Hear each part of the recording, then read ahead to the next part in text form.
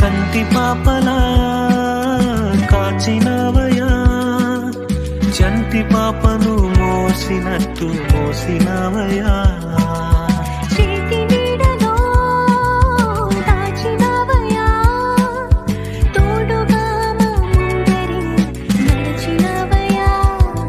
పోషించినవయా, బలపరచినవయా, భయము వలదని ధైర్యమునిచ్చినవయా.